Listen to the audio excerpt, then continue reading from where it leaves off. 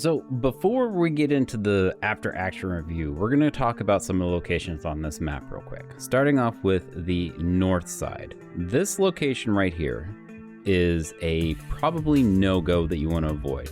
It's really easy for team 1 to go ahead and snipe at you as you come in from their side, and I'll show you the location. It's 1,050 meters to be able to hit into this area, so as they come down you'll have to adjust the fire. But if you're going to try to exit out of here, you really want to avoid it, because if you hit bumps, if you hit that mud stuff, you're going to get slowed down unless you're kind of fast. The enemy team will be sniping at you from this hill right here. And so like I said, it's 1,050 meters, and that's what you want to watch out for. Now, if you're on this side, you know, obviously you can sit back behind these huts. If you sit back right about here, you can see into there quite well once you're zoomed in, and fire at them. You know, you probably, if you're sitting here, you want to go probably 11 if you're going to hit them right at the back of the rocks. If you're up to here, go to 1050. But it's a very common spot. Now, if you're at a higher BR, or if you're feeling lucky, if you have a round that's over 1,000 meters a second, if you're sitting back here, oh, wrong way. If you're sitting right here, you can see as they're coming out of their spawn past those little huts. So what you're looking for is for right here. Go past this, and as they're coming across this field right here, you can lay into them, get nice side shots, and get some kills going on. So you can see them for a good little bit as they come down through here. Another good location is if you can get through to this side of the bridge, you can actually go kind of far. Not a lot of people look back here, but you can see up into the base of the donut, as I like to call it, into here and shoot at the enemy. Now, obviously you're going to be shooting at front plates, so you want to make sure you hit that lower glacis if you can. I know I'm moving fast, but we're just going to get through this. And then obviously if you're on this side, this hill here is usually a good spot to be able to overwatch and see as they're getting onto their rice paddy up there, or if they're on the hill there, and just kind of get an assessment of the situation. Hopefully that helps you guys.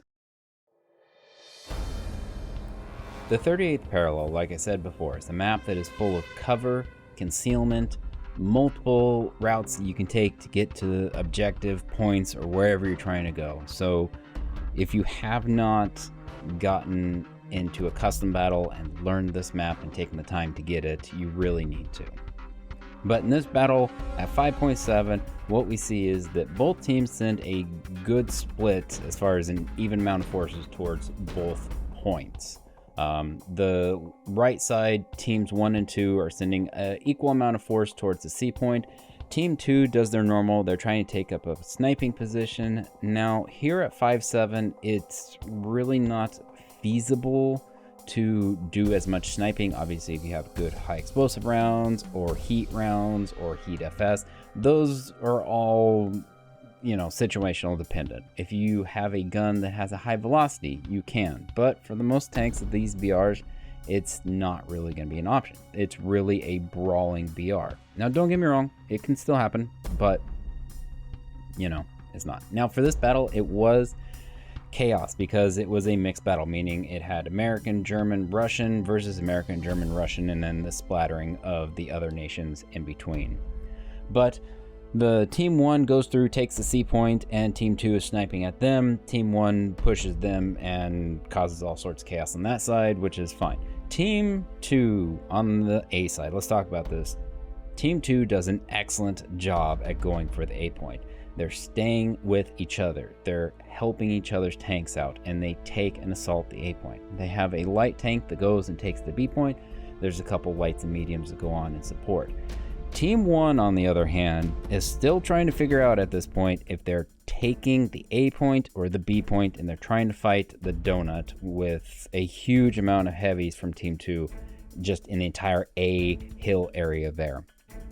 Now, Team 1 does have a couple snipers that are taking out the ones that are at the B point, which is a huge help, but the guys that are trying to take the A point, they're just kind of really just twiddling their thumbs for a little bit.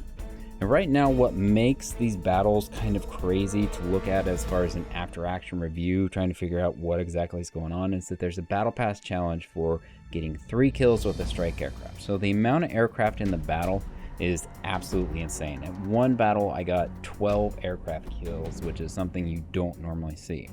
So there's ordnance flying everywhere. And at one point in this battle, Kodip, Ludi, Deus, and myself were all in strike aircraft. Kodip gets a triple kill. I got kills. Deus got kills. And then we're fighting other aircraft. And right now, it's just chaos in the skies. But the points kind of go back and forth. And it's really, you're not sure what's happening.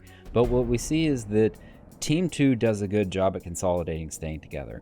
What ultimately kind of forces teams to hand is the aircraft.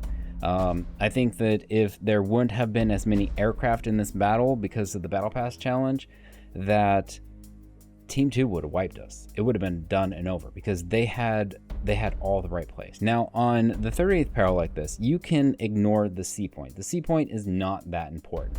What is important on this is the AB points, because you can take both of those and hold them. You can go around that donut and just control them. Now, obviously, sniping is a problem, but you can work that out by staying in cover. You can't get shot through cover. As far as I know, there are no cheats that allow for that. But I don't know that many cheats anyways, other than radar. I digress again. The point being is that what we're learning from these after actions is that you need to consolidate. You need to stay with your fellow tankers. You need to support your fellow tankers, because if you don't, you get separated, you can get swarmed and die. And that's what we're seeing time and time again. Now, the conquest maps are a completely different beast. That's all about the outflank, and we're learning more and more about those as they go on. But the domination maps, it's really about supporting your fellow tankers. And you need to look at the map. You need to figure out what's going on. You need to be that smart player and go, okay, this is what's going on. I need to move, shoot, and help my other tankers. You see somebody that needs repairs, help them repair. Somebody's on fire. If you've got that extra FPE, you got to use it. The whole point of these is to learn how to become a better player. And what we're slowly seeing is you got to support your teammates.